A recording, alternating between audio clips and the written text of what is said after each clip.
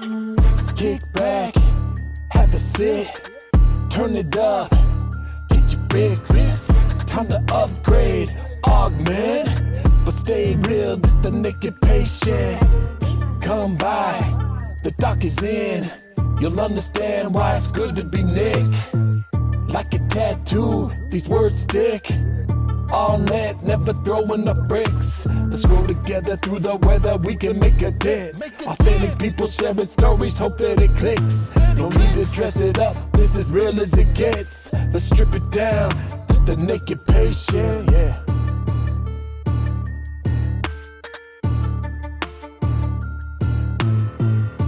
Hello and welcome to the Naked Patient Podcast. I'm Dr. Nicholas Howland, and I'm here with maybe my favorite guest I've ever had on, Denali Marshall. I'm also here with her parents, Carrie and Curtis Marshall, because Denali, how old are you? I'm almost 14. Oh my gosh, you're definitely the youngest patient interviewee I've had on the show. So thanks for coming. Yeah. I want to hear your story, like from your perspective. We're going to get your parents' take on it. Like, just pretend they're not here for right now. We don't care.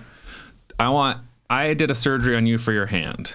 So you tell me what you remember happening with your hand when you were little and why you kind of had to come and see me.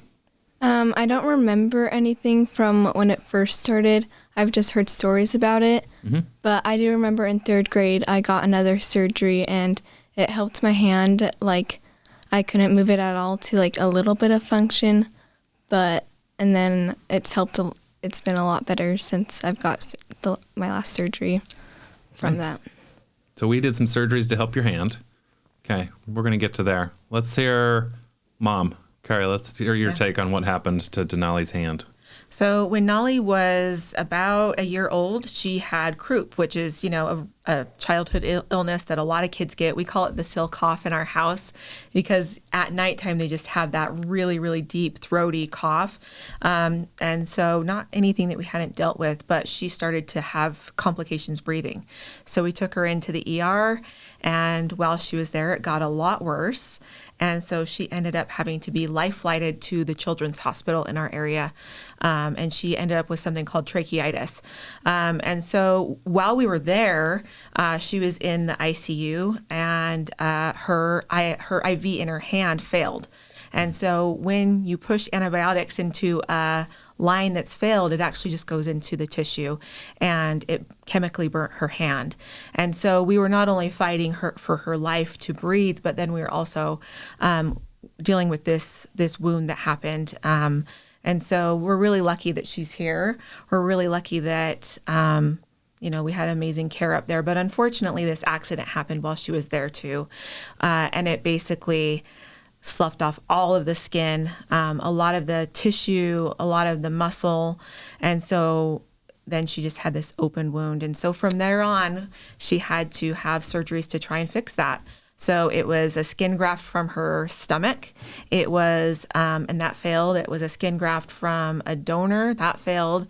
And so it was about 12 surgeries leading up to what we got when she was about 3rd grade, which was really limited function of her hand because of the scar tissue that builds up and all of that. So she's lucky to have her hand, but it was really limited function where she couldn't actually make a full fist.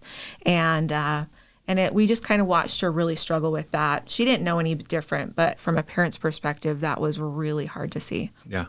So before we get to me at all, and so you had a chemical burn on the back or the dorsum of your hand, and then after they cleaned that up and did a skin graft, you developed what we call contractures. So if you can imagine, if you're not watching this, which most people aren't, the fingers will actually kind of curl backwards and contract backwards, and Denali's wrist did as well. So it was really difficult for her not only to make a full fist, but also to actually move and flex that wrist. So tell me, Denali, I want to, what was hard for you to do with that hand? What were things that you wanted to do that you couldn't do? My older sister joined gymnastics, so I wanted to do it, and just going on the bars, I could never do like be able to. I would always have to have someone like help me do like the front flip stuff, but then like my older sister could always do that easily, or like rock climbing. I always wanted to do that, but it was always hard. Mm-hmm. Was that like, how did that make you feel when you were little? Like, was that pretty hard for you? At first I thought I was kind of just like, oh, like I'm younger and I can like, I'll be able to do it when I'm older. But then I realized that like I couldn't really do it because my hand couldn't move that way. Mm-hmm. Did you ever get like angry or frustrated or sad about it? Yeah, sad, probably. Mm-hmm. Who would you like come to when you were sad? My mom, dad, yeah. both? Mom and Piglet. Mom and Piglet. We got her Piglet, a little Piglet when she was in the ICU, and she's had that same one ever since. Oh, did we get a new one? No, it's the same one? Okay, same Piglet, and that's been like her, she talks to it, used to talk to him and when you're a baby. And Like Piglet from Winnie the Pooh? Yeah. Like it's that. really cool. He's a good helper for you, huh? I like that.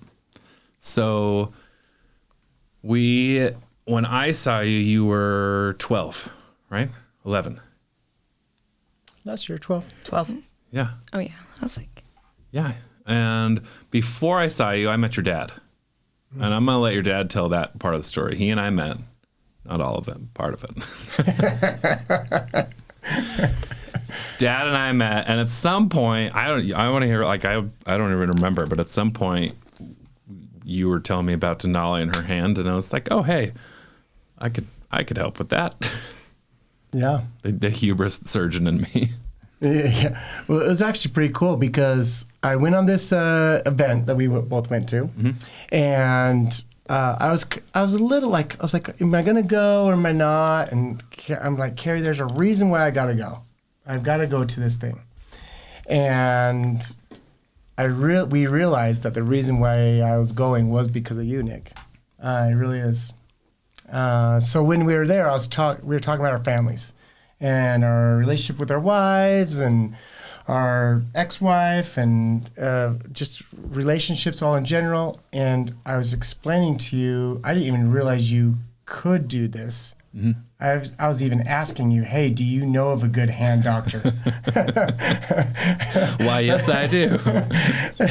And the answer ultimately was, I am the best hand doctor. So I went back to Carrie and told her, and she said, well, when can we first get her to Nick? And that's, I'll tell you what, that was the best gift I've ever received, was meeting you. Because her hand now is in a much better state than we thought it'd ever be in. And so, yeah, absolutely. That means the world to me. This was hard. Like when I first saw Nolly, I knew that this was, I knew it was, with hand injuries, you're never going to get to 100%. Like it doesn't happen. Especially bad injuries like this, where you've got tendons that have, been contracted for years. And so I think that's probably the first thing I told you is this is never going to be 100%.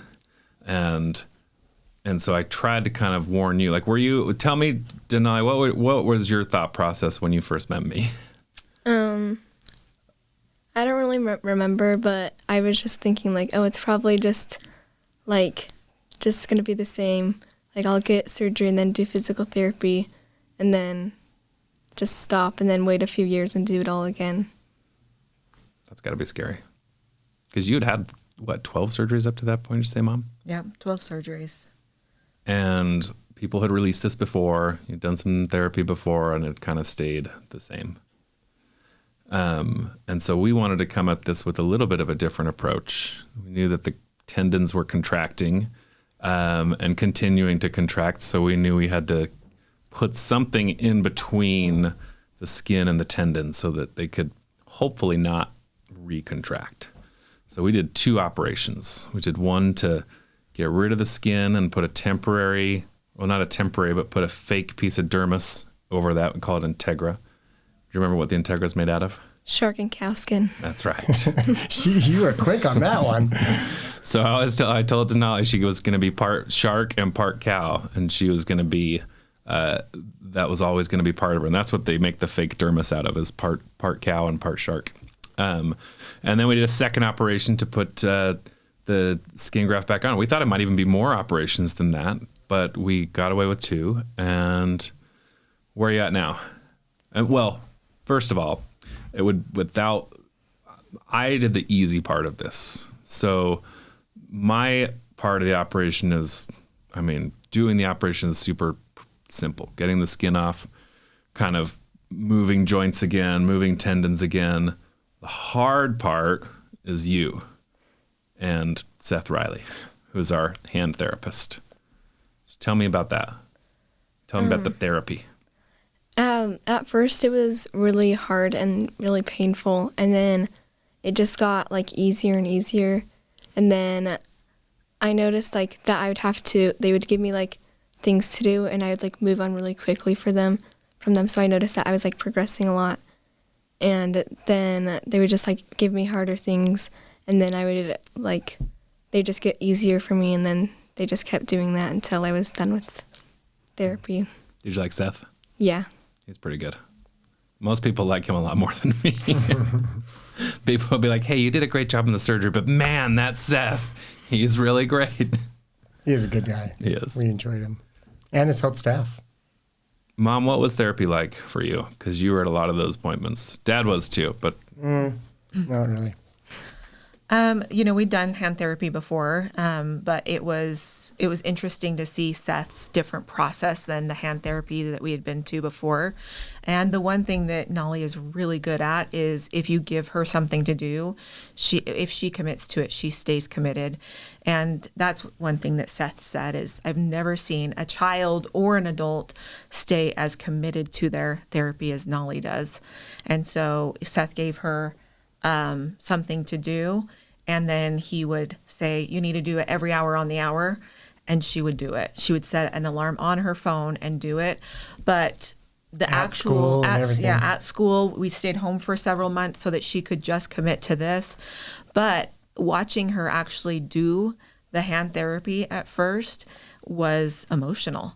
Yeah. And as a parent, I have to watch managing my own emotions so that I can be a support for her and not kind of get my own emotions wrapped up in it. And so I would have to kind of get up and walk out a couple times because it's hard. It's hard watching your kid struggle. Yeah. It's hard watching your kid, take off the bandages for the first time and her seeing her hand. I think at first she was a little bit worried with the shark and cow skin because it's gnarly looking, and so it's hard for a teenage girl to go through that. But she was so strong. And like you said, Seth's team is amazing. Mm-hmm. And they are so dedicated to watching the small wins. And that's what they're really good at, is finding those small wins and then building on those. And that's why Nolly had so much success, because they were watching those small wins time after time, every day, watching those. Yeah. I think one of the happiest days of my practice, like as a plastic surgeon, was you posted a story of Nolly holding a ball for the first time. And oh my gosh, like I can't even tell the story now without crying. This is your fault, Nolly. And I am grateful that, like I said, 90% of that was you. I did the operation, but that doesn't happen without you, without Seth, without your parents, and without that heart just pushing through. Good job. There were so many firsts that I realized we missed, that we were like holding a ball with her left hand. And the other thing that she did that I had never realized I had missed out on was we were walking up to the grocery store, and she came and held my hand with her left hand. And I realized at that point that she had never done that before. She is always on my right side because, she's always on her right side so that she can hold with her right hand. And so to see her come up and hold my hand with her left hand was the sweetest experience for me. Yeah. To be able to be like, I didn't realize that she hadn't been doing that But now that her hand is in the place that it is and that function that she has back, it was incredible to be able to experience that. What changes did you notice, Curtis? Yeah, that was a big one. I didn't realize that she intentionally would hold our hand at the store with her full functioning hand. You know, I actually now you say 90%, right, is Denali, but really that 90% could not have been done at all were it not for the 10% in that scenario that you did. And so one thing that I really have noticed about Nolly, the fact that she's the difference that she has here is how grateful she is for the movement in this hand, and she truly is grateful, and she's grateful to you because it sounds weird, but maybe it's helping your emotion, your ego. I don't know if you need help with that, but Now my ego's massive. I've been working on bringing it down. but they're really like. Like, look at this. If you're watching on TV, there's no way she could have held that bottle like that. I mean, it's just, it's amazing. What's the biggest changes you've seen, Nolly? I've been able to do like lots more stuff. Like in dance, I can like hold the bar more. Like when the first day back at dance, I was like, oh, I can actually like wrap my hand around it and not just like place it on the bar. Mm-hmm. And just being able to do like everything that I want to has been a big difference. Rock climbing yet? No, Not yet. I gave up on that. That's fair. It sucks. No, I don't know. I don't love rock climbing. I hike a lot, but I don't. When it becomes rock climbing, then I like it less. It's a lot more dangerous. I know. I'm a wuss. I'm terrified of heights. Yeah, and we like stuff that's indoor, don't we, Nolly? Especially, makeup and dance and all of that. Yeah. Nolly's a girly girl. Mm-hmm. Aren't you? I like that. So you're going to be like an uneven bars Olympian then? Probably. Do you know the uneven bars? No. The uneven bars, Oh, yeah. like those. Gymnastics. The tall one and the short one, you have to like flip like- between them. Far away. Yeah, you could do that. Actually, I do remember, too, you were able to finally do the monkey bars since the surgery, when she's really never been, like, she figured out a way to do it differently, but she's never really been able to do it, and she's been able to do that now, which is kind of cool. That is cool. Do you think about this? Like I think that living with like deformity is such a terrible word to use because I don't really see it as that for you, but a limitation. Like, does that affect your day-to-day life? No. I feel like if it happened like later in my life, then it would probably like be affect more. But since it was early, I feel like it was just normal for me. Yeah. For doing all of that stuff. Do you ever get teased for your hand at all? No. Good. People just are like, what happened? And then I tell them, they're like, that's cool. I'm like, yeah. It is cool. When she was younger, she did. Really? She may not remember that, but there were some kids in the neighborhood and at school and at other places that it was like pointing at, laughing at. It was difficult back when she was younger because she also didn't know what to say then either. I mean, she was like 3 or 4, right, when people were saying stuff. And so I will share a little bit with. So I love what I do. Like I really, really love my career. I think I'm very blessed in that regard. Not a lot of people love their careers. A lot of people have jobs that they get up and they hate to go to, but I really love it. And I love it because I create very deep, meaningful connections with my patients. But that comes with kind of a little bit of a dark side. And the dark side is you're constantly worried that, God, if something doesn't go quite right, if this person doesn't get the outcome that they want, then you worry, like, what will happen to that connection with this person? Like, will it sour? And so with you guys, like that was especially palpable for me because number one, like you are just cute as a button and like all I want is to make you happy and make you better. But also this new budding friendship with your dad, who I love. And then I got to meet your mom and I was like, okay, I want to be friends with her even more than I want to be friends with Curtis. Typically happens. And so it was like threefold, right? And not only that, but it's your guys' freaking kid.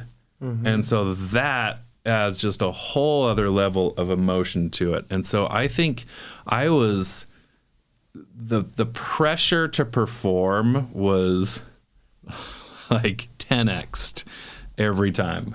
And yeah, and I'm just happy that we got an outcome that you were happy with. It's not perfect, but it's amazing, huh? Yeah. Yeah. Did you tell these guys how I was late every surgery? That was funny. Tell them what happened.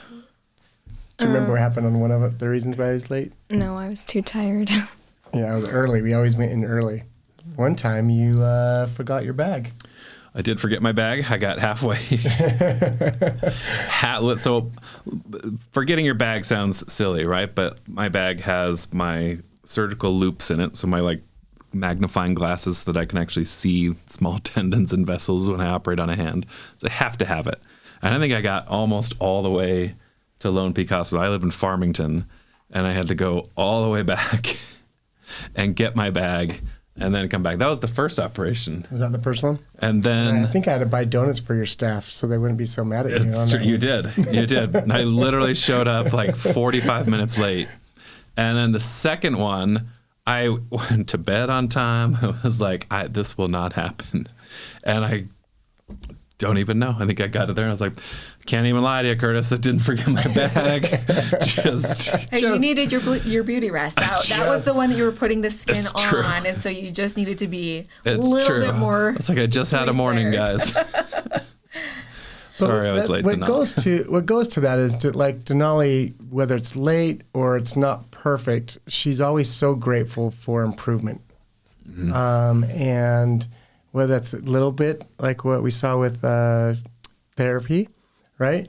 Or a little bit with dance, or a little bit with being nicer to sisters, or better at math, or whatever it might be.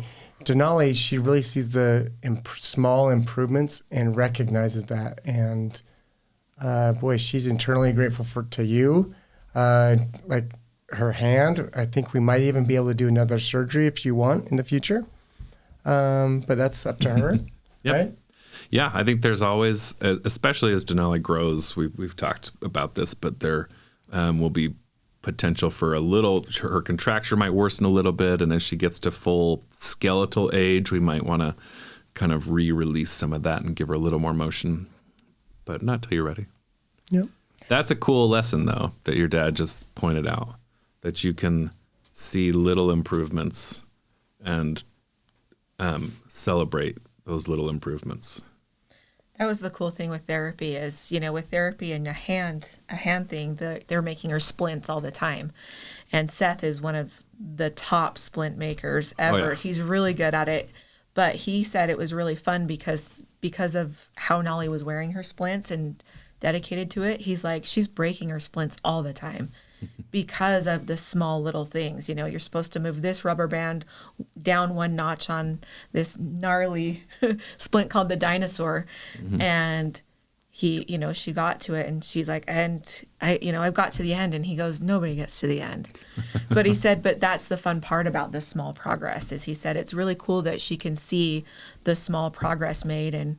And it was interesting. We're in hand therapy and there's lots of people with hand injuries there. And there's one guy in particular that every time he's frustrated, he wants to get back to work. And I remember one time in particular, Seth telling him when he was there swearing and saying, it's not working. He pointed at Nolly and said, this little girl has been here every day doing her work one beat at a time. And he said, and now look at her moving big things, and she was moving things, and they had a big obstacle course, and he said, she can't do that because she's pushing. She's done it because she started with a beat at a time. And that was really cool to be able to just think, like, when Nolly's on to something, she does what she's supposed to. But that's part of the whole process, is just understanding that it's not about sometimes the big picture. Sometimes it's that smaller, looking at that one bead at a time and saying, okay. And she'd be like, I did 3 beads last time, right? How many was it, beads? It was like needles. Yeah, needles. She'd be like, oh, I did 4 needles this time. So then, in 2 days, I'm going to do 6 needles. And so, but it was those small little things, those small wins that built up. But she's very good at focusing on what's the next small win that I can get here. Yeah. What a cool lesson in life. We don't do that enough. I have a friend of mine who will constantly remind us that you need to celebrate even little small things. You just got to celebrate. He tells this funny story where he went to it was a football game, and it was like the 49ers and some other team, and the 49ers were getting killed. Like, they were down like 30 points, and these guys behind him were just yelling and screaming and going crazy, and it was driving him nuts, and he was mad at these people. And it wasn't until later after the game that he realized, why am I mad? They're just out there celebrating their team and cheering them on. Like, why am I going to take away this joy from them? Let them celebrate. So I love that you have learned that from the hand. Pretty sweet. What else? Anything else you want to talk about? I don't think so. What was the hardest part for you? Probably physical therapy. Yeah. Just like, was it like a week or 2 weeks after we had to go like every day? No, we went for every day, like starting a couple days after surgery. And then it was every day for like a month or 2. Yeah. So just going like every day, and then like some days we'd have to go really early because of work and stuff. Yeah. That would, like, I wouldn't want to wake up, and then I have like working there would be hard. But instead of that, I think it was all pretty easy. It's pretty nice when we went to his office too, right? We got like food and whatnot, little treats. And Yeah. he came in with a funny looking hat on his head with a bunch of boobs on it. I always have weird hats. It was hard, though. You missed school. Remember how hard that was last year? That was hard. What was hard about that? All my friends would we had this group text with my friends, and they would always be like, what do you guys want to do this weekend? And they were like, oh, we're going to go to this movie. Who can come? And I was like, oh, I can't. So that was hard. But then... Because you were doing homework, or? Because I just had to stay home. Okay. Because I didn't really want to get up and do everything. Yeah.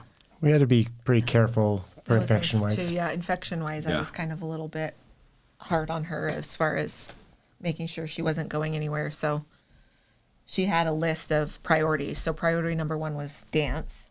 So we were like, you can do dance before you can do school. And so we kind of had to build up to like what she could and couldn't do. And so I think that was hard, though, was missing friends and missing out on, how many months of school did you miss? February to May, I think. Yeah. So that's actually a question. There's a question there that we haven't talked about. How do you guys parent this? Like, this happens, it's an accident, and I think when I first talked to Curtis and when you first shared the story with me, I think even I was like, oh, they screwed up. They did the wrong thing. Oh my gosh, get me these records. And I read through the records, and no, nobody really screwed up or did anything wrong. They didn't do the wrong surgery. Just things failed that you don't want to fail, but they can sometimes happen. And so how do you deal with that as, both a parent and as an adult going through this with their kid? You marry Carrie. That's one thing for sure. But I think I'll probably first thing for myself is realizing that nobody did it. I mean, I would say the only thing that was like a fail was somebody checking to see if that IV was Fair. Mm-hmm. right. But they didn't do that on purpose. Yeah. Right. It wasn't like, oh, I'm not going to check that because I want it to fail. Yeah. Right. That wasn't happening. And for me to really realize that okay, this was an accident, and all right, how can we move forward on it? That for myself was something that was really, it helped a lot. Even though there's lots of crying going on, holding her and taking care of her and whatnot, and just like worried about her dating and worrying about her even like we didn't even know if she's left-handed or not yet. Yeah. And still, like maybe she would have been left-handed, but she's definitely not now. You're right. For the most part, you're right-handed, right? Yeah. Yeah.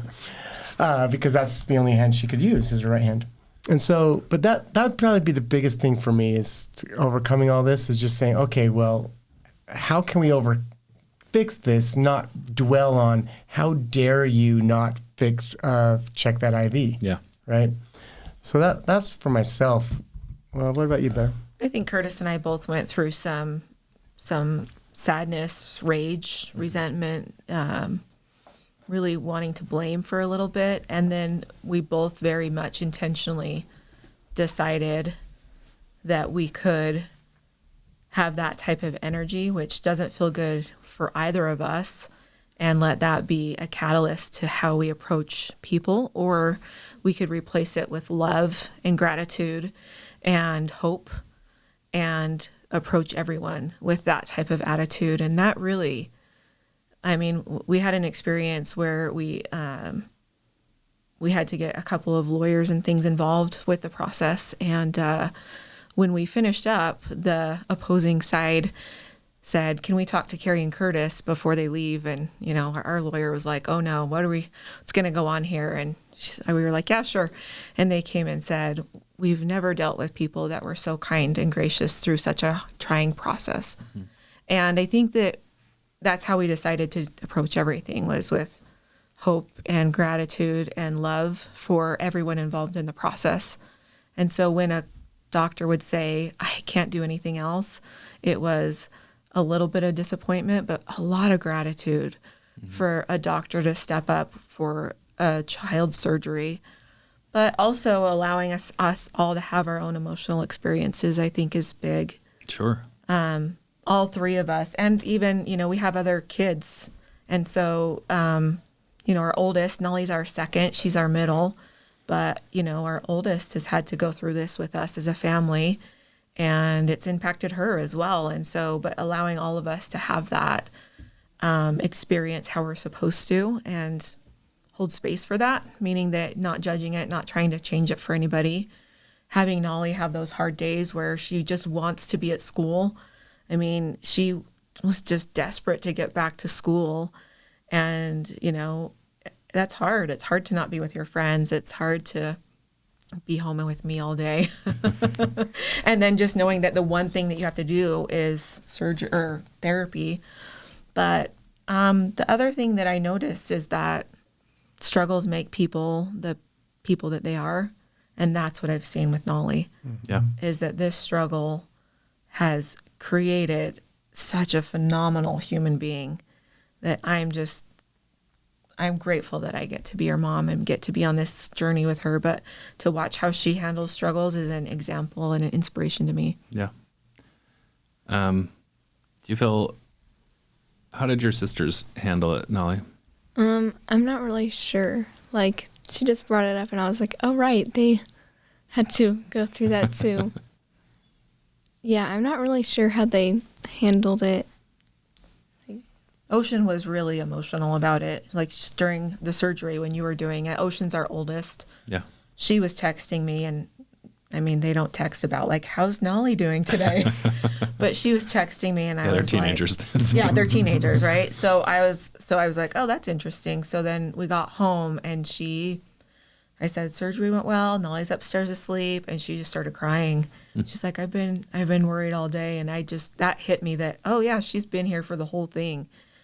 And she just said, it's hard. She's like, it's hard watching her. And then our youngest doesn't know anything else, doesn't know Nolly any differently than having this scar and having Nolly's hand kind of not have. So she was amazed. Like, she was like, Mom, Nolly throws balls with her left. Like, she's like, it's like having somebody learn something that she's like, she can do this. Like, it's pretty cool. So she's like lit up every time. And she, even though it's sometimes annoying for Nolly, Stormy, our youngest, is her biggest cheerleader. Mm-hmm. So she'd be like, Mom, she's wearing her splint. And she just got really excited about watching the progress, that she never knew that Nolly's hand could do some of that stuff. So yeah, I love that. I have a nephew who was diagnosed with leukemia when he was 5, and it was ALL, which is a pretty survivable cancer. It's like a 95% survival rate. Kids typically do pretty well, but it's still cancer. And so all of his siblings had to watch him kind of go through that. And he was emaciated, lost his hair from chemo and all the treatments. And then when he was 8, he had been in remission and cured. And then he was 8, it came back. And when it comes back, your mortality rates go up significantly.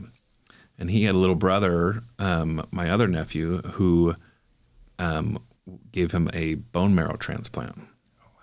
And he was a perfect match. And it's been really interesting. So my nephew who had cancer he's been cured, in remission for over 10 years. He's like 19 years old now.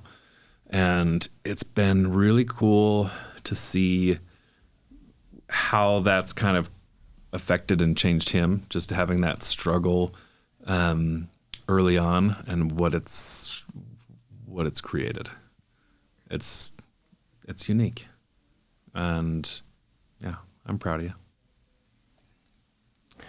What's cool to me too is truly, and I guess just say this again, just because I truly feel blessed that we know you, Nick, but you look at older movies, or even some people who don't get surgery when something like this happens, and they're stuck like that there's no improvement.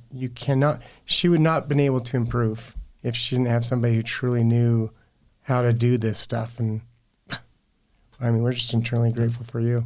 Well, thank you. I'm just glad I could be in Moab with you at the right time. I know, right? Going up and down. We were going up and down hills and screaming, and that was fun. Life is funny.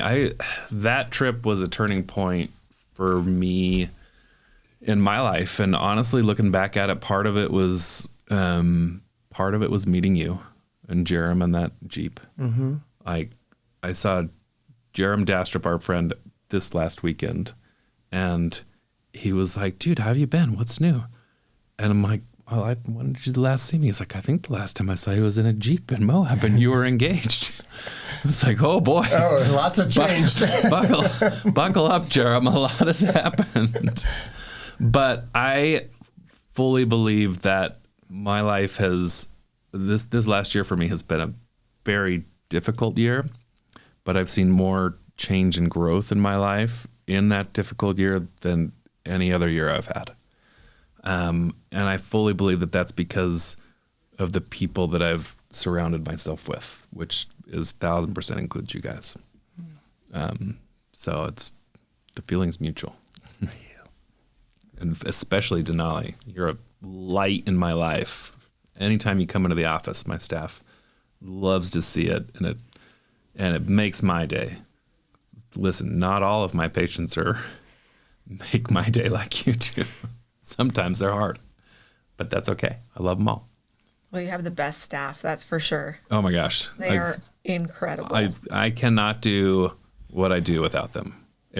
From the front desk gals to the manager to the coordinators to the nurses, like everybody is phenomenal.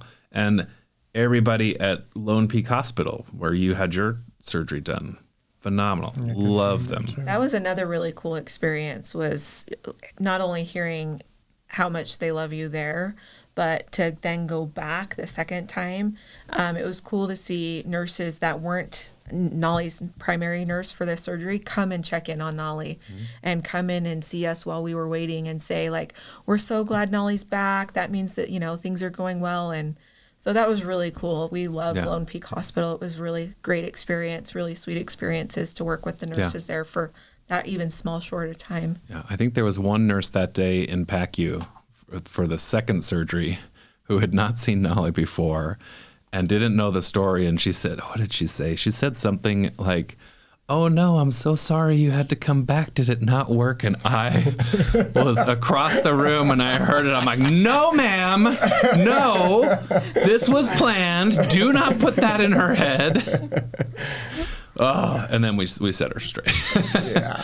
But there's so much good healthcare here in Utah. But I in particularly love Lone Peak Hospital because it's small. There's now 6 ORs. When you guys came, there were only 4 ORs. And so everybody's a big deal that day. When there's only 4 operations going on, like, everybody's a big deal. Intermountain is fabulous. The big IMC has a lot of really great surgeons and nurses. But when you're running 40 plus ORs and there's heart transplants happening, a little skin graft to the hand is hard to make, like, the star of the show. And so that's why I kind of like that hospital for that reason. Is you are it, and you're the most important thing that's happening that day to them. Mm-hmm. And you can tell. I mean, the experience with them was just awesome. They're just so great at what they do.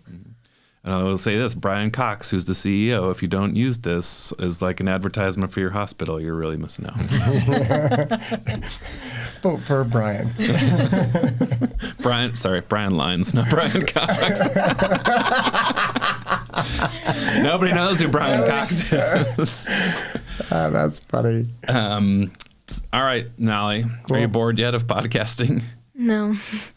She likes hanging out, huh? You brought me a Christmas present. Tell everybody what you brought me. A bear brick. Or is it brick bear? Bear brick. Bear brick. It's a sweet. How did you pick that? My sister is always talking about them. Like, she only talks about shoes and those. And so I was looking at them with her on StockX, and I was like, oh, that one's cool.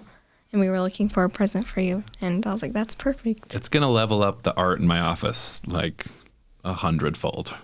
Right now I have a $60 painting of a cow from Kirkland that I got. So you nailed it. Thanks for coming on my show, Nolly. Yeah. Love having you. Thanks for being such a good patient in person. Carrie, Curtis. Love you, buddy. Love you guys. Thanks for raising such an guys. amazing person. Right? She is amazing. She's raising us. Yeah, for sure. Okay. Thanks for having us. I've been trying to love you. I just need a reason.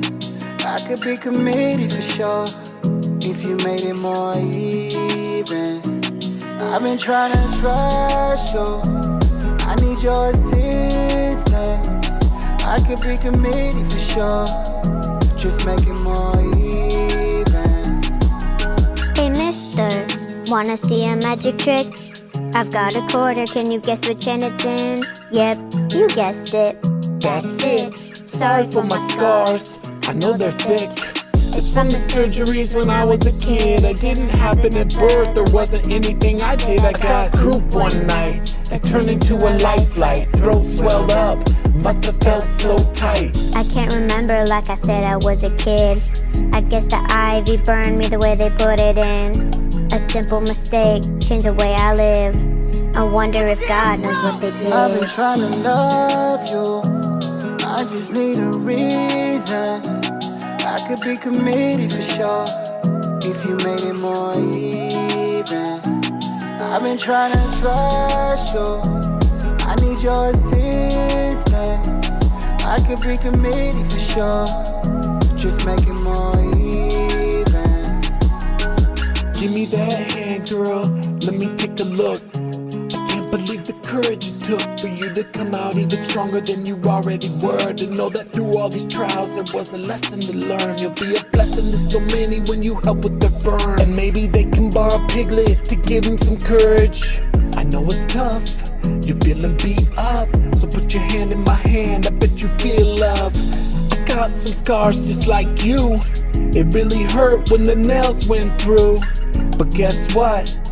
It was worth it, cause one day I'm gonna make that hand I've been perfect. trying to love you, I just need a reason.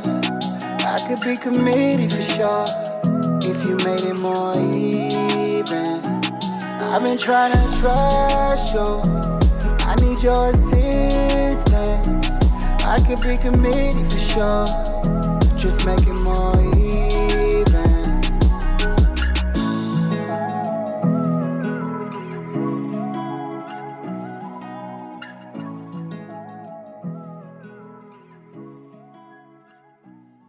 Thank you so much for listening to The Naked Patient Beyond the Operating Room. I'm Dr. Nicholas Howland. Please remember that every patient who appears on this podcast has consented to discuss their story and their surgery on the podcast. That way we remain HIPAA compliant. This is a free podcast. The best thing that you can do for us is to leave us a review online. Let us know what you liked. Let us know what you'd like to hear. Let us know how we can improve. If you are curious about anything related to plastic surgery, you can reach out to me on Instagram at Dr. Nicholas Howland, and I typically respond there, or you can reach us at the office at 801-571-2020, or we have an online form you can fill out at the website, www.howlandplasticsurgery.com. Any of our coordinators would be happy to help you. Thanks again for listening. Thanks for listening to the Naked Patient Podcast. Stay tuned for the next episode. Till next time.